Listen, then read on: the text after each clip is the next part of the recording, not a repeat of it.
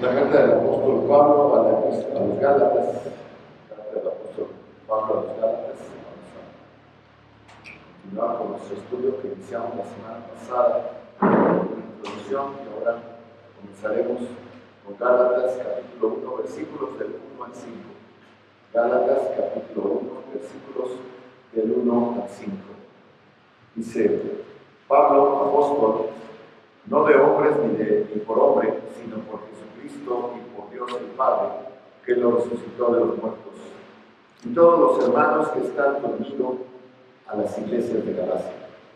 Gracia y paz sean a vosotros, de Dios el Padre y de nuestro Señor Jesucristo, el cual se dio a sí mismo por nuestros pecados, para librarnos del presente siglo malo, conforme a la voluntad de nuestro Dios y Padre, a quien sea la gloria por los siglos de los siglos. Amén. Amén. Vamos a escuchar el sermón de parte de nuestro hermano Edgar, que le ha puesto los Gálatas, un reto para el apóstol. Adelante, hermano.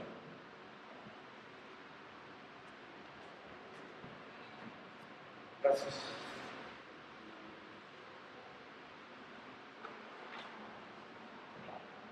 Vamos a dar inicio esta mañana con una oración. Padre bendito, qué bendición poder dar inicio a estos temas que vamos a estar tratando, Padre.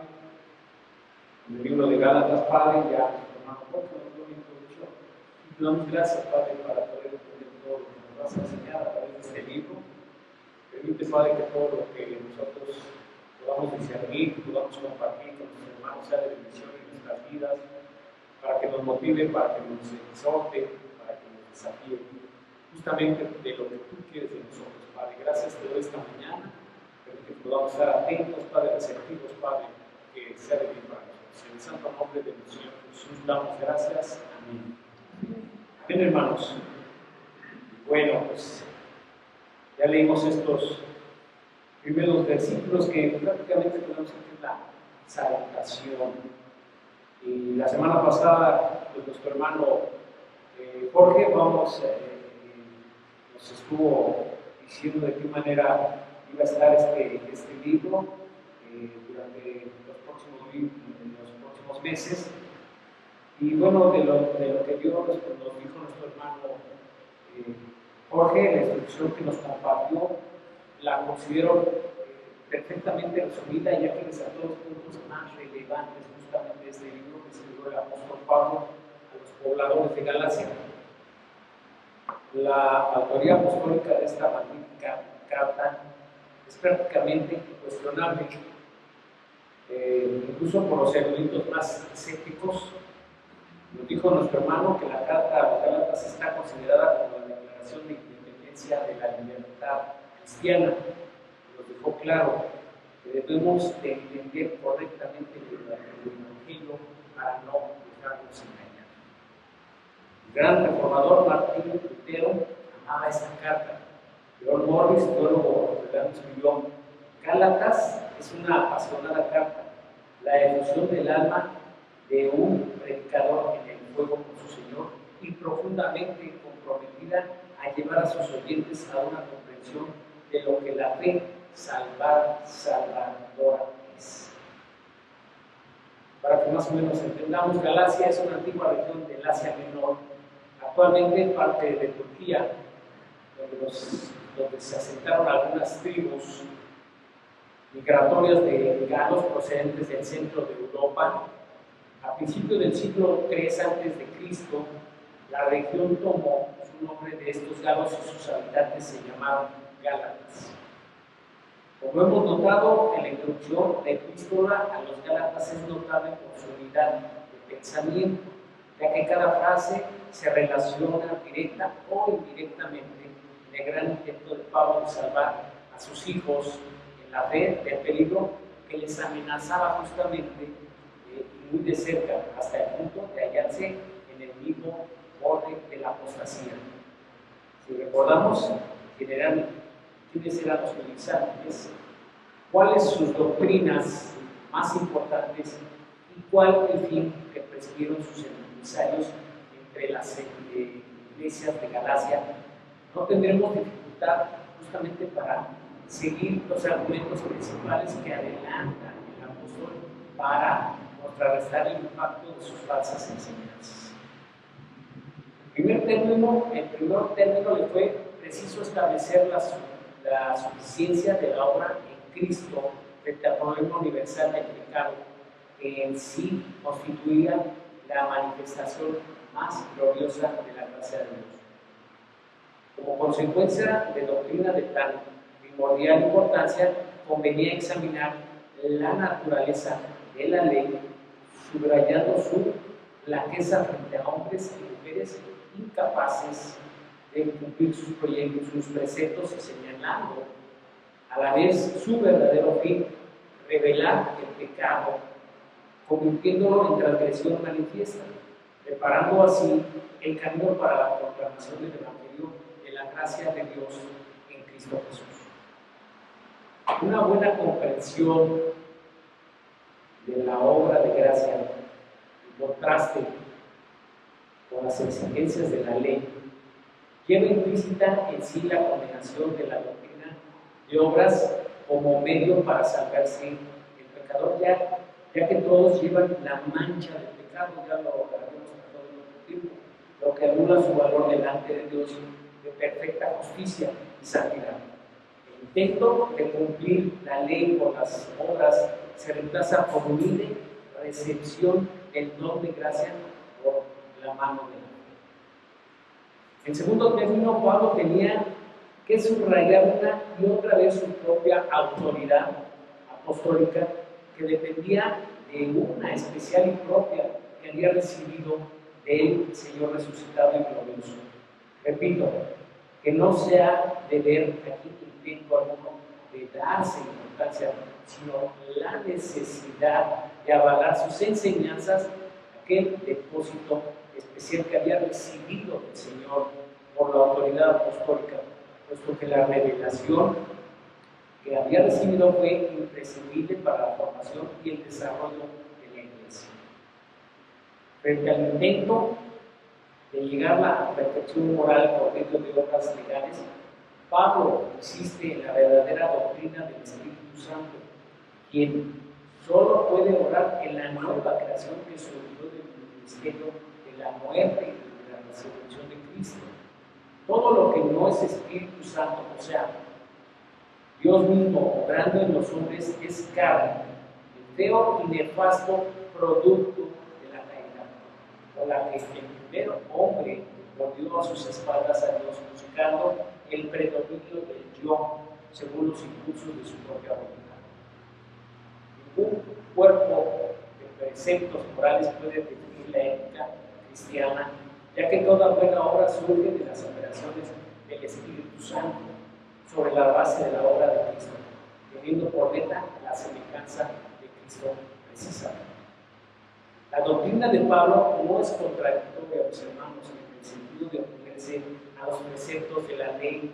Muchos le indignaban y le echaban en cara a esto a Pablo, sino la exposición del único medio vital y eficaz para conseguir que las justas demandas de la ley se cumplieran en la vida del creyente espiritual, que no anda conforme a la carne, sino conforme al Espíritu, como lo vemos en Romanos 8, 3, 4, que dice: porque lo que era imposible para la ley, cuando era débil por la carne, Dios, enviando a su Hijo en semejanza de carne del pecado, y a causa del pecado condenó el pecado en la carne, para que la justicia de la ley se cumpliese en nosotros, que no andábamos conforme a la carne, sino conforme al Espíritu. Hermanos, en esta breve introducción de Gálatas hallaremos al principio de las grandes doctrinas que caracterizan el epístola, que constituye la esencia de la proclamación del ministerio que había sido encomendado de manera especial al apóstol Pablo. Definitivamente, y después de ver diferentes acciones de Pablo en los libros que hemos estudiado, podríamos decir que era sin igual, que tenía Pablo justamente un propio estilo. Era muy personal el estilo de Pablo y muy particular. O sea, yo creo que no había habido ni en la tierra ni en ningún hoy en día en las escrituras o libros sagrados. Se disponen de muestras de centenares de cartas escritas en papiro que pertenecen a los primeros siglos de nuestra era, viéndose por ellos que era normal en toda carta que el escritor se mencionara a sí mismo en primer término, añadiéndose alguna descripción apropiada, y que luego nombrara al receptor de la carta con otra descripción que vendría al caso. Vamos a poner un ejemplo. Un padre podría empezar una carta a su hijo de esta forma: yo, Edgar, tu amado padre, a ti, Mauricio, mi hijo, y él, lo obediente, deseándote toda felicidad. Luego entonces, hermanos, Pablo se vale, pues, el estilo epistolar de su época al nombrarse primero, notando su vocación apostólica y pasando luego a mencionar los receptores de la carta. Qué interesante, mis hermanos, es comparar esta introducción de Pablo con sus saludos correspondientes, como lo hemos visto con las otras epístolas, aquellas que se dirigieron a los corintios, a los filipenses, a los tesalonicenses, etc. Cuando se verá que esta es la más breve y seca de todas las salutaciones, vamos a decirlo así, lo que viene a ser un indicio de la preocupación que tenía Pablo frente a la situación que los emisarios judaizantes iban creando en Galacia. Al estilo de Pablo, el saludo y la bendición no tratan de todo, pero echamos de menos las frases de cariñosa alabanza que Pablo solía dedicar a sus queridos hijos en la fe. Y aún en los casos de los corintios, por ejemplo, cuando después había de dirigirles algunas fuertes depresiones, no obstante. Pero, como hemos visto, los gálatas se encontraban al borde de la apostasía. De modo que hasta que se aclarase su situación y huyeran del peligro y volvieran a manifestar su fidelidad al Señor y a la doctrina, no cabían elogios ni expresiones cariñosas. El ejemplo lo podemos ver al inicio de Primera de Corintios, Filipenses, Colosenses, Primera de Tesalonicenses. Veamos el origen de la autoridad apostólica de Pablo, el cual se nombra y nota su vocación apostólica. Pablo, apóstol, muy clara esa posición, pero enseguida rompe el hilo de la salutación por medio de uno de los típicos paréntesis que en este caso anticipa la prueba del origen divino de su apostolado, que anticipa la prueba del origen divino de su apostolado que ha de desarrollar extensamente más adelante. Apóstol no de parte de hombre ni por medio de hombres alguno, sino por medio de Jesucristo y Dios Padre que levantó a Jesús de entre los muertos. Según los conceptos asociados con la sucesión apostólica, la fuente original del apostolado sería el Señor, desde luego, pero una vez establecido un cuerpo apostólico, los 12, cualquier adición a su número tendría que efectuarse por medio de los ya elegidos, investidos del poder de transmitir su gracia. Pablo rechaza este concepto desde sus primeras palabras, insistiendo en que no fue ordenado apóstol ni por el cuerpo apostólico en su conjunto ya existente, ni por miembro alguno del grupo, sino, fíjense bien, por la autoridad que emanaba directamente de Dios, dando su sentido exacto a las preposiciones griegas. La autoridad no fue de los hombres como punto de origen, sino que fue por medio tanto de Jesucristo como del Padre, actuando no solo como fuente, sino como los instrumentos que le apartaron para el Evangelio por una manifestación especial de su voluntad. Hermanos, los hombres no intervinieron para nada, ni como fuente de autoridad, ni como instrumentos para su transferencia. Todos comprenderán que Ananías de Damasco no pasara de ser portavoz del maestro al explicar a Pablo los términos de su condición. Al respecto, veamos lo que nos dice Hechos 9, 10 a 19. Había entonces en Damasco un discípulo llamado Ananías, a a quien el Señor dijo en visión, Ananías, y él respondió, heme aquí, Señor. Y el Señor le dijo, levántate y ve a la calle que se llama Derecha, y busca en casa de Judas a un llamado Saulo de Tarso, para que he aquí él lo haga. Y ha visto en visión a un varón llamado Ananías que entra y le pone las manos encima para que le cobre la vista. Entonces Ananías respondió, Señor, he oído de muchos acerca de este hombre, cuántos males ha hecho a tus santos en Jerusalén. Y aún aquí tiene autoridad de los principales sacerdotes para prender a todos los que invocan tu nombre. El Señor le dijo, ve, porque instrumento escogido me es este para llevar mi nombre en presencia de los gentiles y reyes y de los hijos de Israel. Porque yo le mostraré cuánto le es necesario padecer por mi nombre. Fue entonces Ananías entró en la casa y poniendo sobre él las manos dijo, hermano Saulo, el Señor Jesús que se te apareció en el camino por donde venías, me ha enviado para que reciba la vista y sea lleno del Espíritu Santo. Y al momento le cayeron de los ojos como escamas y recibió al instante la vista, y levantándose fue bautizado. Y habiendo tomado alimento, recobró fuerza y estuvo Saulo por algunos días en los discípulos que estaban en Damasco. Y luego nos dice en Hechos 12:15, entonces uno llamado Ananías, varón piadoso según la ley que tenía buen testimonio de todos los judíos que allí moraban, vino a mí y acercándose me dijo, hermano Saulo, recibe la vista, y yo en aquella misma hora recobré la vista y no. Y él dijo, el Dios de nuestros padres te ha escogido para que conozcas su voluntad y veas al justo y oigas la voz de su boca, porque serás testigo suyo a todos los hombres de lo que has visto.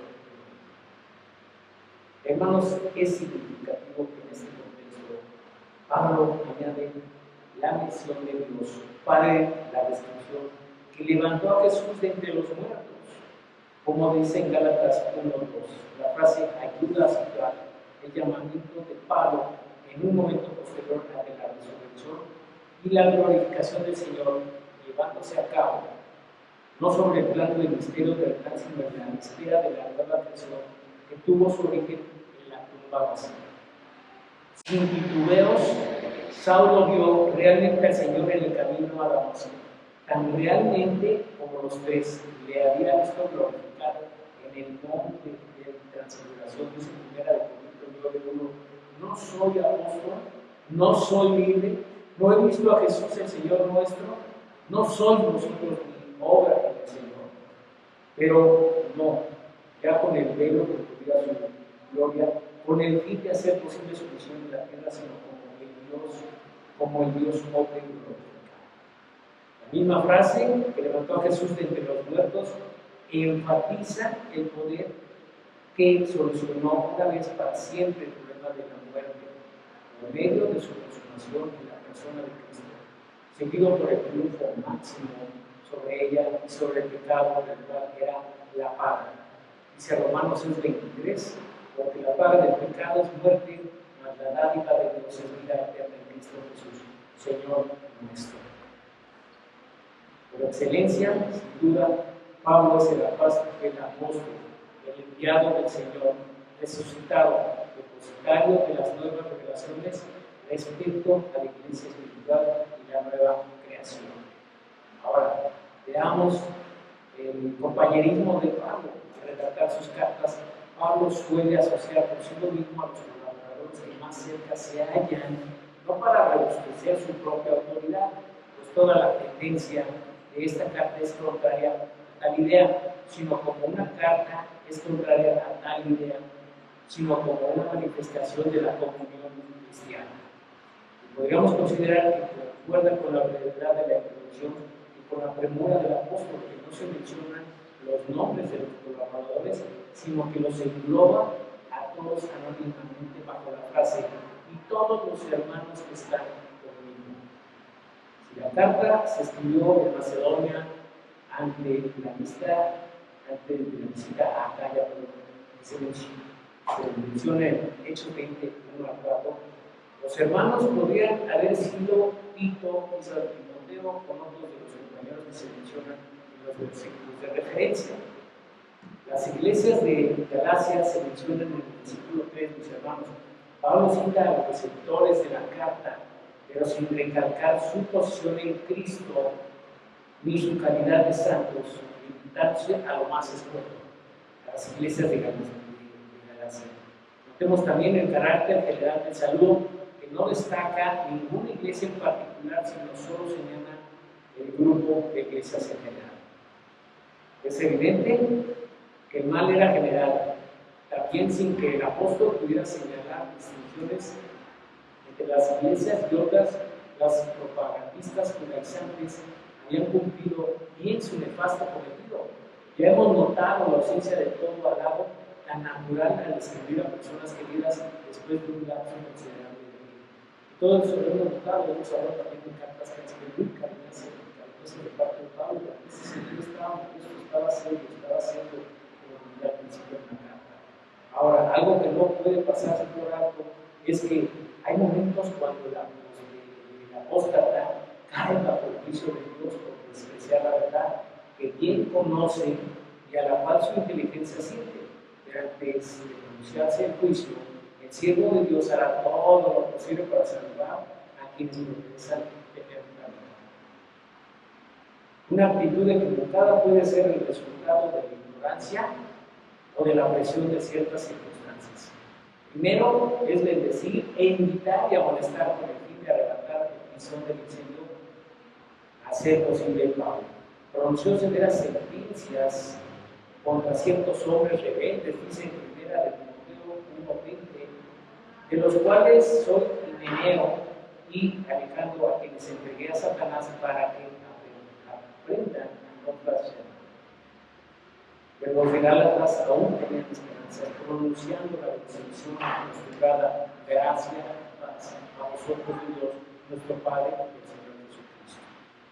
Gracia se adapta de la forma griega de saludar, pero por el soplo de la inspiración divina, el mero cumplido, grato al oído, llega a ser el mensaje más profundo que nos viene de Dios. La gracia no es, hermanos, meramente un favor inmerecido según la conocida definición, sino por el movimiento de Dios a favor del hombre bajo el impulso de su amor. Gracia a vosotros, quiere decir pues que Dios obre poderosamente en nuestro favor, no según nuestros méritos, sino por su amor y misericordia. Buena falta les hacía a los engañadores gálatas que Dios interviniera a su favor. Parte de su gracia se revelaba precisamente por medio de esta carta que el apóstol fue impulsando a dirigirles y que, según podemos creer, fue el instrumento que puso dique al avance de su locura y a las imaginaciones de los judaizantes. Paz es la ausencia justamente de agitación interna y brota de la restauración de las debidas relaciones con Dios. Como Pablo exclama en otro lugar, dice Romanos 5:1, justificados pues por la fe, tenemos paz para con Dios por medio de nuestro Señor Jesucristo. Una vez establecida la paz para con Dios, el creyente, al echar su carga de cuidado sobre el Señor, puede experimentar la paz con Dios, o la paz de Dios, que se coloca como centinela delante de la puerta de su corazón. Dice Filipenses 4:6-7, por nada estáis afanosos, sino sean conocidas vuestras peticiones delante de Dios, en toda oración y ruego, con acción de gracias, y la paz de Dios que sobrepasa todo entendimiento, guardará vuestros corazones y vuestros pensamientos en Cristo Jesús. Hermanos, Dios no quiere que los suyos llevemos una vida de agitación, que nos enferme, ni siquiera tratándose de en su obra. En todas nuestras circunstancias nos asegura, bástate mi gracia. Y si aceptamos su palabra con la sencillez como niños en Cristo, entonces la paz se apoderará de nuestro corazón. Quiero comentarles que la fuente de la gracia y la paz fluye de Dios, nuestro Padre, es el manantial de toda bendición, y Él hace que su gracia llegue a nosotros por medio de su Hijo, nuestro Señor Jesucristo. quien se ofreció para destruir justamente la barrera del pecado que mantenía separados a Dios del hombre. La gracia y la paz necesitaban un cauce por donde llegar a las almas carentes de toda gracia y sumidas en las turbaciones, en la desesperación, que surgen de la amarga raíz del pecado. La fuente de gracia siempre rebosa, pero solo la obra de la cruz pudo abrir el cauce, formando un canal profundo de bendición por donde recibió la fuerza del Espíritu Santo. Hermanos, la mención del Señor Jesucristo como fuente de gracia y paz, conjuntamente con el Padre, lleva el pensamiento de Pablo a aquella obra fundamental que solo pudo hacer posible por la gracia divina y la salvación del pecador.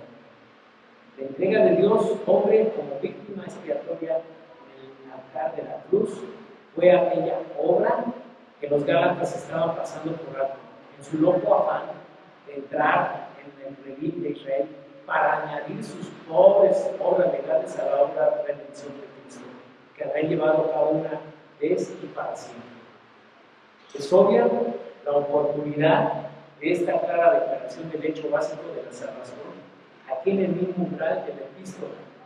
Y haremos bien en escudriñar todas las palabras y expresiones, el cual Cristo se dio a sí mismo por nuestros pecados para librarnos del presente siglo.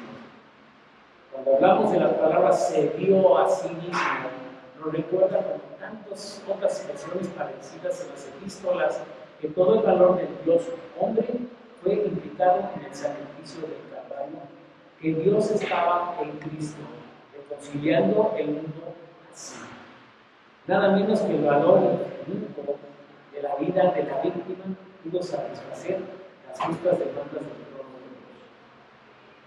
Fue preciso el sacrificio total, y el Hijo nada retuvo, sino que se dio a sí mismo.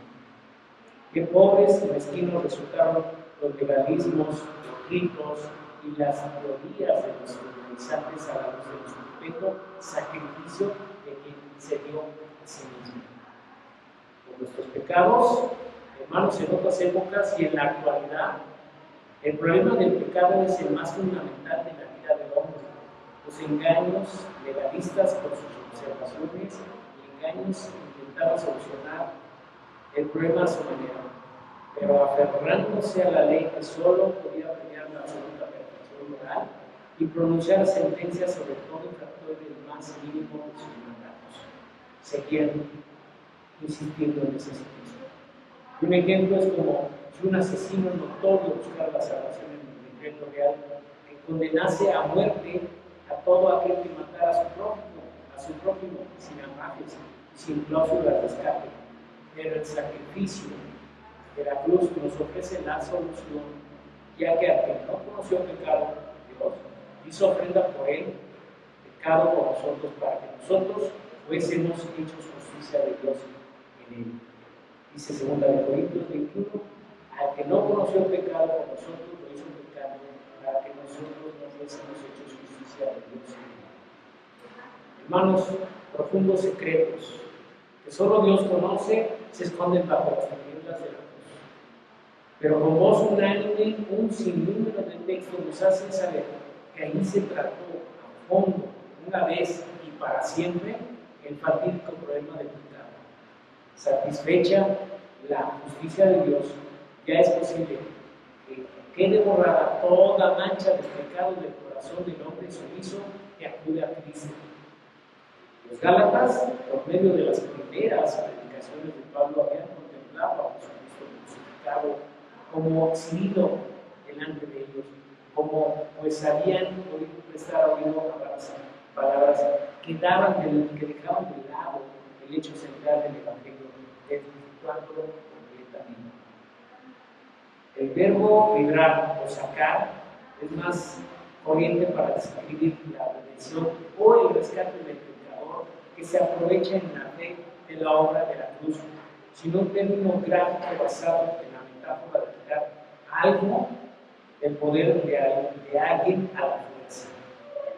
La voz media griega indica una potencia, una que arranca a alguien del peligro que se amenaza Los Gálatas, como veremos al estudiar el capítulo 4, volvían a la triste esclavitud de los rudimentos en el mundo, pero aquí se ve el brazo potente de Dios en Cristo, extendido para sacarles de medio de este presente siglo malo, con el fin de trasladarlos al reino eterno, al plano superior de la nueva creación.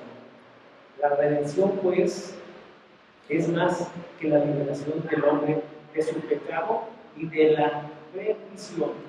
Dios propuso una liberación que intentaba todas las partes del ser humano, cuerpo, alma y espíritu, en relación con la totalidad de sus circunstancias. El presente siglo malo, la voz griega que se traduce por siglo, aion, es muy interesante, pero no es este el lugar para considerar su frecuente uso en el Nuevo Testamento en una gran variedad de contextos. Basta notar que en su sentido bueno, como obra de Dios, indica un periodo de tiempo que lleva su signo peculiar, ya que Dios lleva a cabo obra especial en todos ellos, llegando cada siglo a su consumación. Pero como resultado de su victoria sobre Adán, el diablo tiene también su siglo, su periodo de tiempo, que es también una espera de acción y que lleva el signo de la rebelión contra Dios, asociada con todos los medios que puede idear Satanás para entretener al hombre, con el fin de que no les entre el deseo de buscar aquel otro signo que es el de Dios. Dice Lucas 20:35, para los que fuesen tenidos por dignos de alcanzar aquel siglo y la reducción de los muertos, ni se casan ni se dan en casamiento. Es la esfera de los reinos del mundo a que Satanás ofreció al Señor como cosa suya, que espiritualmente es el reino de tinieblas, es presente, porque representa la cualidad visible que constituye la única realidad para el hombre natural. Es malo, porque se funda en el olvido de Dios y en la persistente rebelión contra su voluntad. Desemboca a la perdición donde los hijos de este siglo cosechaban exactamente lo que habrán sembrado. La gran liberación que la gracia de Dios ha efectuado en Cristo nos ha librado de la potestad de las tinieblas y nos ha trasladado al reino de su amor. Dice Colosenses 1:11, fortalecidos con todo poder conforme a las potencias de su gloria para toda paciencia y longanimidad. La gran obra de liberación que soluciona de forma tan radical el problema del pecado es, según la voluntad de Dios y Padre nuestro, en los breves versículos de la introducción de su carta, Pablo ha recordado la obra redentora de Cristo y la resurrección del Señor de entre los muertos. En la frase que consideramos relaciona la obra histórica realizada en Jerusalén en los días de Poncio Pilatos con el propósito de Dios desde la eternidad. No sucedieron los acontecimientos de la pasión, muerte y resurrección de Cristo como resultado del impacto a la personalidad y obra de Cristo sobre las varias fuerzas que operaban entonces, tales como el judaísmo, el poder de Roma, los movimientos de las masas, etc., sino que se produjeron por determinación, consejo y providencia de Dios, o sea, en los términos de nuestra frase, según la voluntad de Dios y Padre nuestro. Primero, es el propósito de Dios, su beneplácito según las maravillosas expresiones de fe, y luego las providencias suyas que ordenan hasta los movimientos de los mandados para la conquista de sus años. Pablo no se limitaba a la historia de Israel, ni siquiera a la de la raza humana, sino que se situaba en el centro y origen de todas las cosas en la voluntad de Dios. Hermanos, de paso, notemos que es muy propio que se hable de la voluntad de Dios, el Padre nuestro, ya que en la sagrada economía de las operaciones o funciones del reino de Dios, hasta donde se revelan las escrituras, el Padre formula los propósitos, siendo el Hijo el instrumento para su ejecución en el plano histórico y y el Espíritu Santo esperamos. Al mismo tiempo no nos sentimos amedrentados y amilanados en las operaciones de la voluntad de Dios. Padre, ya que Cristo es el Dios y Padre nuestro, el Padre amante que ha recibido como hijos adoptivos, nos interesa profundamente todo cuanto piensa y realiza el Padre, puesto que nuestro Padre somos elegidos algunos de los sujetos de sus planes, disfrutando de las bendiciones que Dios tenemos. Quizás debemos leer la doxología con la cual Pablo termina su introducción como una declaración de un hecho y no la expresión de un deseo, a quien es la gloria por los siglos de los siglos. Amén. Así es como por la voz gloria de las Escrituras y aplicada a Dios hemos de entender normalmente aquello que Él revela de su propia naturaleza, que bien puede expresarse con metáforas como luz radiante o como fuego que devora. Nadie puede volver a dar a Dios nada que no haya procedido como fuente en un principio. Al mismo tiempo, hombres en la tierra ya reconciliados y hechos hijos del reino pueden glorificar a Dios por reconocer lo que Él es, atribuyéndole las alabanzas y la adoración que le corresponden. Este siglo llegará a su consumación y cuando el Señor Jesucristo vuelva en gloria y poder, una época de bendición sobre la tierra que permitirá que Dios sea glorificado en cuanto a su obra de creación en este mundo. Pasarán los cielos y la tierra y en su forma actual para dar lugar a nuevos cielos y tierra, libres de toda mancha de pecado, y en la nueva creación, nuevos siglos nacerán de la omnipotencia y la eternidad de Dios, manifestándose su gloria sin que el infinito manantial se agote jamás. Hacemos nuestras miradas, ensanchemos los horizontes de nuestros pensamientos, orientados por la palabra, para contemplar en espíritu la gloria de Dios y Padre y nuestro manifestado en grado creciente en todos los siglos de los siglos. La introducción termina, pues, no con los lamentos pesimistas motivados por la necedad de los gálatas, sino sobre esta nota de triunfo, porque hemos sido arrancados de este presente siglo malo y trasladados al reino eterno.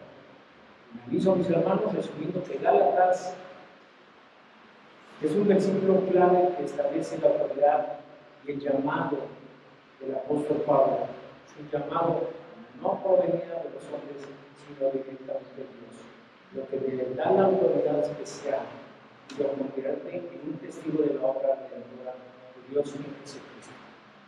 Reflexionar en este versículo nos ayuda a comprender mejor el papel de los líderes de la Iglesia y su importancia en la fe cristiana.